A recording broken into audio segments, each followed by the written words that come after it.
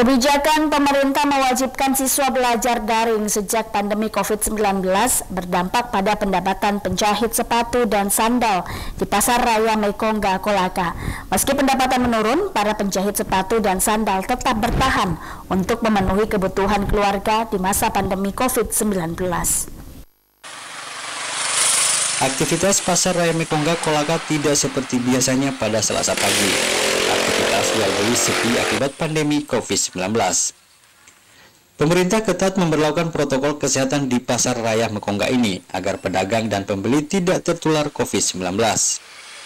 Upaya pemerintah ini tidak membawa dampak baik. Beberapa pedagang harus menutup lapaknya karena sepi pembeli. Ada juga yang tetap bertahan seperti para penjahit sepatu dan sandal di sudut Pasar Raya Mekonga. Salah seorang penjahit sepatu, Jumadin, mengaku hingga saat ini masih bertahan di tengah pandemi COVID-19 meski pendapatannya berkurang. Juma Sapaan Karib Jumadin menjalankan usahanya dengan menerapkan protokol kesehatan agar pelanggannya nyaman bertransaksi. Sebenarnya Juma sudah biasa menggunakan masker sebelum pandemi COVID-19 untuk menghindari debu saat menjahit sepatu dan sandal.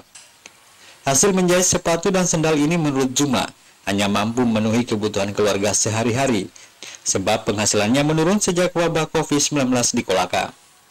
Penghasilan Juma dari menjahit sepatu dan sandal sebelum COVID-19 mulai Rp300.000 hingga Rp350.000 per hari.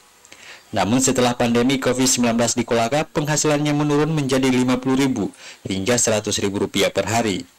Menurut Juma, penghasilan ini menurun akibat siswa tidak masuk sekolah, hanya belajar daring selama pandemi. Apa penyebabnya? Maksudnya tidak seperti kemarin-kemarin, Pak.